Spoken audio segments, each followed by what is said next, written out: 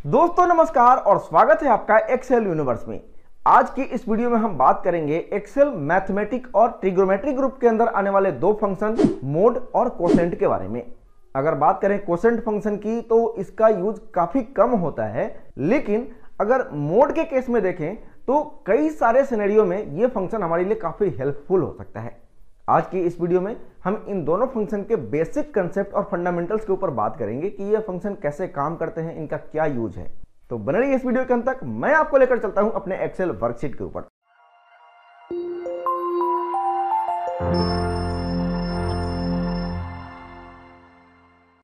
Excel mod function basically modulo का short name है। Mathematical operation में मॉड्यूलो का मतलब एक नंबर को दूसरे नंबर से डिवाइड करने पर मिलने वाले शेष या रिमाइंडर से है। फॉर एग्जांपल, नंबर 10 को 2 से डिवाइड करते हैं तो कोसेंट यानी भागफल 5 और रिमाइंडर 0 मिलता है, और इसे रिमाइंडर को लाने के लिए हम मोड फंक्शन का यूज करते हैं। एक्सेल में यह मोड फंक्शन हमारे लिए काफी हेल्पफुल हो सकता है। आइए इसे एक छोटे से एग्जांपल के माध्यम से समझते हैं। यहाँ एक छोटा सा टेबल है जिसमें किसी कंपनी द्वारा तैयार किए गए प्रोडक्ट का काउंट है। अब इन सबका एक बॉक्स तैयार करना है जिसमें एक बॉक्स के अंदर 10 क्वांटिटी होगी, यानी 10 क्वांटिटी मिलाकर एक बॉक्स प्रिपेयर होगा। तो हमें यह पता करना है कि टोटल बॉक्स तैयार होने के बाद कितने और एक्स्ट्रा प्रोडक्ट बच जाएंगे। उसके लिए हम इस मोड फंक्शन को यूज करेंगे। यहां लिखा इक्वल टू मोड। एक्सेल इसके बारे में क्या कहता है कि returns the remainder after a number is divided by a divisor. यह फंक्शन आपको रिमाइंडर यानी शेष रिटर्न करेगा जब कोई नंबर किसी नंबर से डिवाइड किया जाएगा। इसके दो आर्गुमेंट हैं।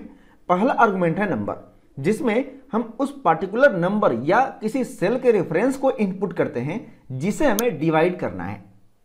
सेकेंड आर्गुमेंट है डिवाइजर, जिसमें हम इनपुट करेंगे नंबर 10 एंड ओके।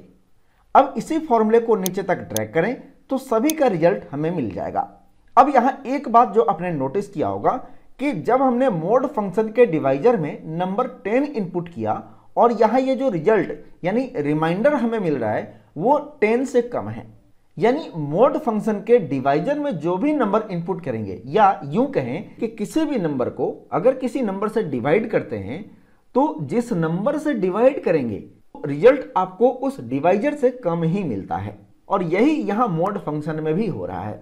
जहां आप रिजल्ट देख सकते हैं कि जहां जहां 0 आया है वहां यह पूरा का पूरा नंबर 10 से डिवाइड हो सकता है। अब इसके बाद दूसरा फंक्शन है कोसेंट। जब किसी दो नंबर का डिवीजन किया जाता है तो दो चीजें होती हैं। एक तो आपको रिमाइंडर मिलता है, वो रिमाइंडर 0 या कोई नंबर हो सकता है। उसके अलावा आपको भागफल यानी कोसेंट मिलता है, और इस कोसेंट को जानने के लिए हम कोसेंट फंक्शन का यूज करते हैं। जैसे हमने यहां पे मोड फंक्शन का यूज करके यह पता किया कि यहां पे हमारे पास कितने लूज प्रोडक्ट बच जाएंगे जिनका हम बॉक्स तैयार नहीं कर सकते, लेकिन बॉक्स कितने बनेंगे इसके लिए हम यूज करेंगे कोसेंट फंक्शन का। लेकिन यहां आपका सवाल यह हो सकता है कि नंबर को डिवाइड तो डिवीजन ऑपरेटर का यूज करके भी कर सकते हैं एक्सेल के अंदर, फिर इस फंक्शन की क्या जरूरत।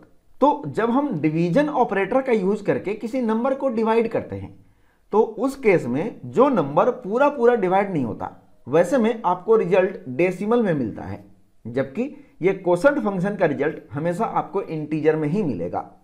इस फंक्शन का आर्गुमेंट भी बिल्कुल मोड फंक्शन की तरह ही है। जैसे यहां पे लिखा इक्वल टू कोसेंट। पहला आर्गुमेंट है न्यूमरेटर, यानी जिस नंबर का हमें भाग करना है। इसके लिए हम इस सेल को सेलेक्ट करते हैं। नेक्स्ट आर्गुमेंट है हमारा डिनोमिनेटर, यानी जिससे इस सिलेक्टेड नंबर को यानी न्यूमरेटर को भाग करना है, जिसमें हम इनपुट करते हैं नंबर 10 एंड इंटर, और फिर इसे नीचे तक ड्रैग कर देंगे। और यहां दिए गए नंबर को 10 के ग्रुप में डिवाइड करने पर आपको इतने ग्रुप बनेंगे या इतने बॉक्सेस बनेंगे, और इसको जानने के लिए आप इस कोसेंट फंक्शन को यूज कर सकते हैं। अगर इसका रिवर्स कैलकुलेशन करें तो हमें यह नंबर मिलना चाहिए, और इसके लिए अगर इस कोसेंट के रिजल्ट को डिवाइजर से मल्टीप्लाई कर दें और इसमें मोड से आए रिमाइंडर को ऐड कर दें, तब हमें यही नंबर मिलेगा जिसका डिवीजन हमने किया। आई होप आप इस मोड और कोसेंट के कंसेप्ट को अच्छे से समझ गए होंगे। वैसे तो इस कोसेंट फंक्शन का यूज काफी कम होता है, लेकिन अगर बात करें मोड फंक्शन की तो इसका काम सिर्फ रिमाइंडर निकालना है, लेकिन इस रिमाइंडर को हम किसी दूसरे फंक्शन के साथ एक सपोर्ट फंक्शन के तौर पर यूज करके काफी कमाल के सॉल्यूशन निकाल सकते हैं। यहां मैं आपको एक छोटा सा एग्जांपल बताने जा रहा हूं। मेरे पास एक टेबल है, अगर इसे एक्सेल के स्टैंडर्ड टेबल में कन्वर्ट करते हैं, जिसके लिए यहां किसी भी सेल पे क्लिक करके प्रेस करेंगे कंट्रोल टी, तो इस टेबल का डिजाइन कुछ अलग सा दिख रहा है, जिसमें इस डेटा टेबल का हर एक अल्टरनेट रो कलर होकर आ रहा है। अगर यही फॉर्मेट किसी नॉर्मल डेटा टेबल के ऊपर अप्लाई करना हो तो वहां पे इस मोड फंक्शन को कंडीशनल फॉर्मेटिंग के साथ यूज कर सकते हैं। उसके पहले आपको यह जरूर पता होना चाहिए कि कंडीशनल फॉर्मेटिंग एक लॉजिक के ऊपर काम करता है, यानी अगर लॉजिक ट्रू होता है तो फॉर्मेटिंग अप्लाई होगा, अदरवाइज नहीं होगा। ऐसे में अगर इस टेबल के हर एक अल्टरनेट रो को कलर करना हो तो उस रो के सामने आपको ट्रू आना चाहिए। उसके लिए यहां पे लिखेंगे equal to row bracket open bracket close और -1 और फिर इसे नीचे तक ड्रैग कर देंगे। अब यहां लिखते हैं इक्वल टू मोड, नंबर में इस रो वाले फंक्शन का जो रिजल्ट है उसको सेलेक्ट करेंगे, कॉमा डिवाइजर में देंगे नंबर 2 और इसे भी नीचे तक ड्रैग करते हैं। अब आप देख सकते हैं कि रिजल्ट में 0 और 1 मिल रहा है, यानी जो नंबर 2 से पूरा डिवाइड हो सकता है वहां रिमाइंडर कुछ भी नहीं बचेगा। ऐसे में आपको रिजल्ट 0 मिलेगा, यानी रिमाइंडर 0 मिलेगा। अब अगर यहां पे कर दें ये सेल इक्वल टू 0 तो हमें रिजल्ट ट्रू और फॉल्स में मिलेगा, और कंडीशनल फॉर्मेटिंग को यही ट्रू और फॉल्स रिजल्ट चाहिए होता है। तो अब इन सबको एक साथ कंबाइन करके हम कंडीशनल फॉर्मेटिंग में यूज कर लेंगे। तो फिलहाल इसे हम डिलीट करते हैं। अब इस पूरे डेटा को सेलेक्ट करते हैं और जाएंगे कंडीशनल फॉर्मेटिंग में।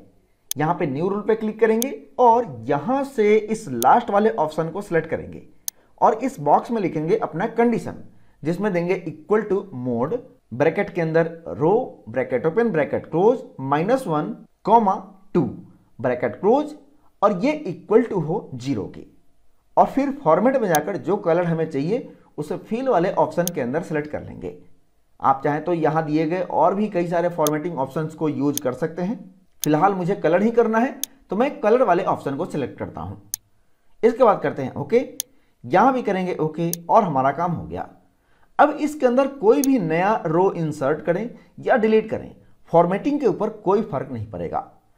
तो यह था एक छोटा सा एग्जांपल इस मोड फंक्शन का, जिसे हमने कंडीशनल फॉर्मेटिंग के साथ यूज किया। लेकिन आप इस फंक्शन का यूज करके कई और कमाल के सॉल्यूशन निकाल सकते हैं। आगे आने वाली वीडियोज में हम इसी तरह के कुछ एग्जांपल्स के ऊपर बात करेंगे। फिलहाल आज के लिए बस इतना ही। आई होप कि आज की इस वीडियो में बताए गए इन दोनों फंक्शन के कंसेप्ट और बेसिक फंडामेंटल्स को आप अच्छे से समझ गए होंगे। मिलेंगे नेक्स्ट वीडियो में, तब तक के लिए नमस्कार। Thanks for watching this video.